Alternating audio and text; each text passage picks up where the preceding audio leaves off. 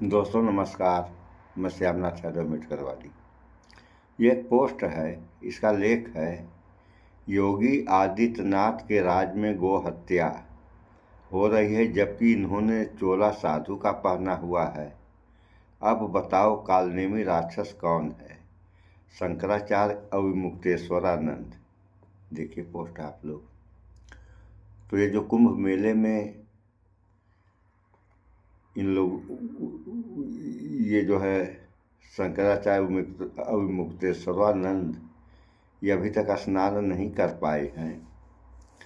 और उसमें जो आप लोगों ने समाचारों में देखा होगा कि इनके साथ कुछ दुर्व्यवहार होता है और किसी साधु का जो है बाल पकड़ के पुलिस वाले साथ खींच खाच देते हैं।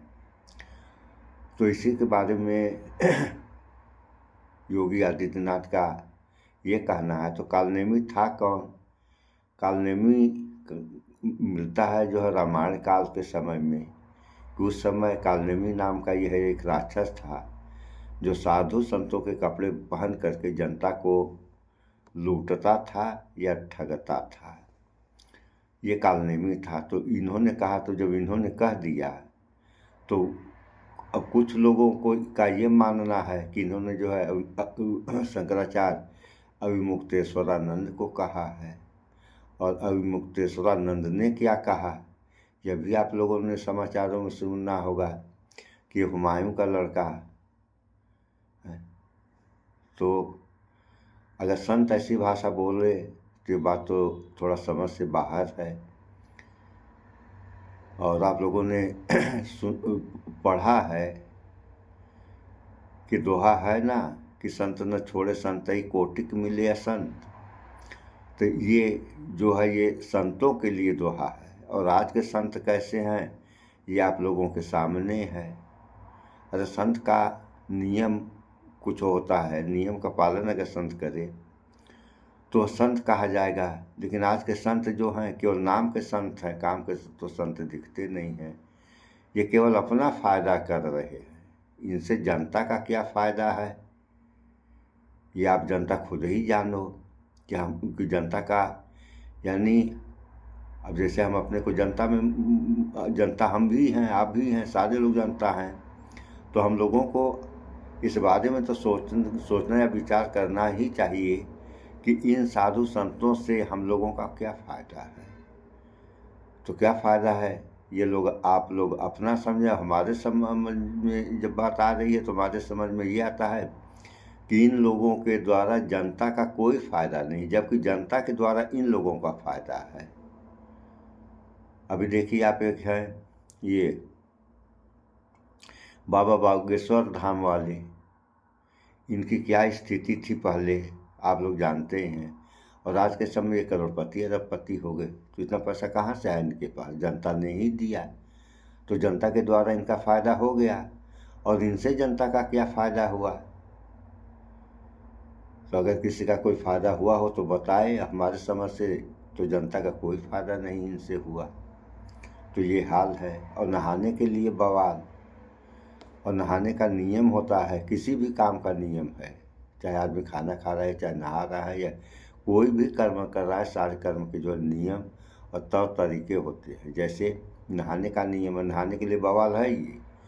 नहाने का नियम जो दिया गया है वो भी ये तो हर जगह है, लेकिन मुख्य रूप से हम आयुर्वेद के हिसाब से बात करेंगे तो नहाने का नियम या समय जो दिया गया है वह दिन निकलने के पहले, ये नंबर 1 है।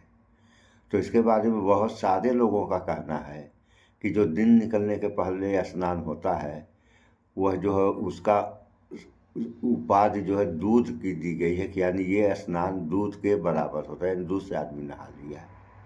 अब दूसरे नंबर पर आइए। दूसरे नंबर पे वो है 9 बजे तक। अगर 9 बजे तक आदमी नहा ले रहा है तो जैसे 365 दिन में एक दिन वो छठ मैया वाला त्यौहार आता है तो उसमें औरतें क्या करती हैं, सूर्य को अर्घ देती हैं। तो वह जब दिन निकलता है तब भी देती हैं और दिन छिपता है तब भी देती हैं। जबकि नियम जो कहता है वह कहता है कि जब दिन निकलता है उस समय देना चाहिए, क्योंकि उगते सूरज को अर्घ्य दिया जाता है, डूबते को नहीं। और यहाँ जो दोनों में दे रही हैं, और दे भी कब रही हैं, देखिए आप लोग, 365 दिन में एक दिन, जबकि इसका नियम जो कहता है वह प्रतिदिन आप दे 9 बजे तक। ये दूसरे नंबर का है। और 1 नंबर की तो बातें छोड़िए, तो 1 नंबर में भी आप नहा रहे हैं तब भी एक अर्घ आपको देना है, और नंबर 2 में भी देना है। तो उसका लाभ मिलेगा। तो लाभ क्या मिलेगा, इसके बारे में भी जो हमारे समझ में है ये हम आप लोगों से बता रहे हैं, बाकी आप लोग भी समझें। तो इसमें होता क्या है, होता ये है कि जब आदमी नहा लेता है और किसी भी बर्तन में, जैसे लोटा में लोग अक्सर ऐसा करते हैं, पानी लेकर के सूर्य की तरफ गिरा रहा है, तो जब सूर्य की तरफ पानी गिराया जाएगा तो सूर्य की किरण माने आग होता है, तो आग और पानी इन दोनों का जब मिश्रण होता है तो दवा तैयार हो जाती है। जब दवा तैयार होती है तो हवा के द्वारा इंसान के शरीर से स्पर्श करती है, जो एक दवा है, और इसको मिलने का भी तरीका यही है, दूसरे तरीके से तैयार नहीं की जा सकती है। तो एक तो नहाया आदमी नंबर 1 और नंबर 2 वाले समय में, उसके बाद अर्घ दिया, तो 9 बजे तक ही यह मान्य है। 9 बजे के बाद अगर आदमी नहा रहा है तो तीसरे नंबर पर आ जाएगा। जब तीसरे नंबर पर नहाएगा तो केवल नहाने का लाभ उसको मिलेगा, और जो अर्घ दे रहा है इसका कोई भी लाभ उसको मिलने वाला नहीं। ऐसा जो है, अगर कहीं लेख होगा तो हाँ आप लोगों को मिलेगा। ये हम अपने विचार से बता रहे हैं। अब रह गई बात पूर्णिमा की, इस दिन नहाया जाता है। अब देखिए मकर संक्रांति, ये दुनिया जानती है, जो भी लोग पढ़े हैं सारे लोग जानते हैं कि 14 जनवरी को सूर्य मकर रेखा के उत्तर आ जाता है। तो सूर्य को तो मकर रेखा के उत्तर आना ही है, अब इसमें संक्रांति जोड़ दी गई, अब मकर संक्रांति हो गई, ये हाल है। और अब आई पूर्णिमा पर, तो पूर्णिमा एक साल में 12 महीने होते हैं, तो 12 पूर्णिमा होती है। तो पूर्णिमा का कुछ विशेष महत्व है, इसको हम भी मानते हैं और सारे लोग मानते हैं। तो हम महत्व कहाँ है, ये हमारा मानना जो है, हमारा मानना है स्नान से कोई मतलब नहीं बनता है। चाहे आप कहीं भी नहाएं, बस मतलब बनेगा समय अनुसार आप स्नान करें, चाहे टंकी पर नहा रहे हैं चाहे गंगा में नहा रहे हैं। अरे वही गंगा है ना, कि गंगा को साफ करने में करोड़ों अरबों रुपया खर्च हो गया, आज तक गंगा साफ नहीं हुई। और अगर यही हाल रहा तो साफ भी नहीं होगी, क्योंकि साफ किस तरीके से हुई उस फार्मूले पर कोई चल ही नहीं रहा है। तो जब साफ वाले फार्मूले पर नहीं चला जाएगा तो कितना भी रुपया गंगा में बहा दिया जाएगा, गंगा साफ होने वाली नहीं। ये हमारा मानना है। इस बारे में आप लोगों का क्या विचार है कमेंट में तो बताना है नहीं। चलिए अब आगे बढ़ें। तो पूर्णिमा का एक स्थान हमारे समझ से ये बनता है कि मान लीजिए हम खोल कर बता रहे हैं, एक बीमारी है दमा। दमा की बीमारी को कोई भी डॉक्टर या वैज्ञानिक यही कहेगा कि दमा है, दम के साथ जाएगा, यानी जब आदमी मरेगा तभी बीमारी खत्म होगी, अन्यथा बीमारी खत्म होने वाली नहीं।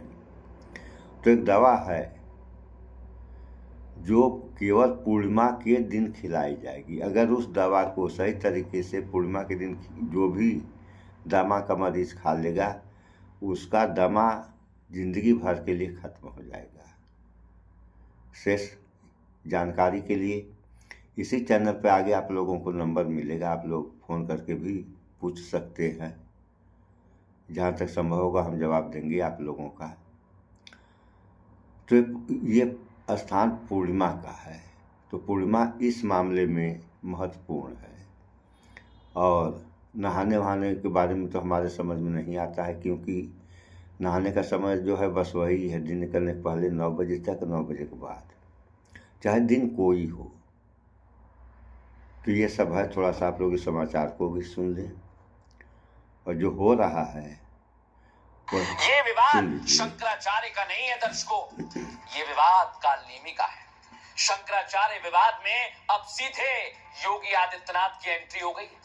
योगी ने सनातन को बदनाम करने वालों पर तीखा प्रहार किया है और बिना शंकराचार्य का नाम लिए कालनेमियों से सावधान किया है। योगी ने सनातन को कमजोर करने वालों को कालनेमी बताया है, जो साधु का भेष धरते हैं। दर्शकों, धर्म केवल वेश या शब्दों में नहीं बल्कि आचरण में दिखाई देना चाहिए। योगी आदित्यनाथ ने औरंगजेब से तुलना करने वाले शंकराचार्य के बयान पर पलटवार किया और कहा, संत के लिए धर्म से बढ़कर कुछ नहीं है। सन्यासी के लिए धर्म और राष्ट्र सर्वोपरि है, व्यक्तिगत प्रॉपर्टी भी कुछ नहीं। धर्म ही संत की प्रॉपर्टी होनी चाहिए और राष्ट्र ही उसका स्वाभिमान होना चाहिए। कई कालनेमी है दर्शकों जो धर्म की आड़ लेकर सनातन को कमजोर कर रहे हैं। इससे पहले शंकराचार्य ने योगी सरकार पर भेदभाव के आरोप लगाए थे। शंकराचार्य ने प्रशासन पर अपमान और अधिकार हनन के आरोप लगाए, जिसके बाद आस्था वर्सेस व्यवस्था पर संत समाज ही दो फाड़ हो गई। लेकिन अब सवाल सिर्फ विवाद का नहीं, असली वर्सेस नकली का है। सवाल ये कि माघ मेले में असली कालनेमी कौन है? दरअसल कालनेमी दर्शकों रामायण काल का राक्षस था, जो इसी तरह भेष बदलता था जैसे हम आपको दिखा रहे हैं। कालनेमी तपस्वी बनकर साधकों को भ्रमित करता था, हनुमान जी के मार्ग में भी आया था और योगी ने कालनेमी का उदाहरण देकर ऐसे ही ढोंगियों से सावधान किया है।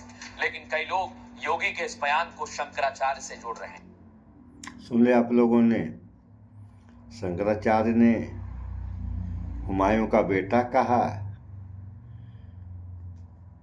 और हैं,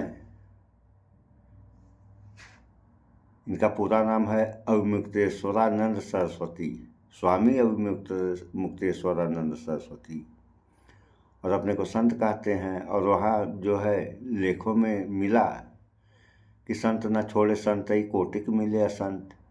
संत की भाषाएं हमेशा मीठी रहनी चाहिए। अगर संत कड़वी भाषा बोल रहा है तो संत किस बात का, चाहे कोई भी हो। और आज के संत जो हैं ये देखने में संत थोड़ी लगते हैं, ये स्वघोषित संत हैं। संत वह होता है जो समाज जिसको संत कहे। कुछ लोग इन लोगों को संत कहते हैं, कुछ लोग संत नहीं कहते हैं। तो जो संत नहीं कहते हैं वो आखिर कोई कारण होगा तब न संत नहीं कहते हैं। तो क्या कारण है इसका पता आप लोग लगाएं। ये हाल है, जनता आपस में लड़ रही है, जातिवाद अलग से चल रहा है। और अभी लड़ाई छोटे और बड़ों में थी, अब लड़ाई जाति जात की हो रही है। तो अभी जो बड़ी जातियाँ छोटी जातियाँ लड़ रही थी, अब बड़की ही जातियाँ आपस में लड़ने लगी। तो जब सब आपस में लड़ेंगे तो ये जो 2047 तक विकसित राष्ट्र या हिंदू राष्ट्र की बातें छोड़िए, विश्वगुरु बनने वाला है। तो ये विकसित राष्ट्र और विश्वगुरु होगा कैसे, ये हमारे समझ में नहीं आया आज तक। और आप लोगों को समझ में आए तो कमेंट करके बताएं। सो इस वीडियो में इतना ही। भाईचारा बना कर रहें, स्वच्छता अपनाएं, शुद्ध खाएं, स्वस्थ शिक्षित बने। जय विज्ञान, जय संविधान। नमस्कार।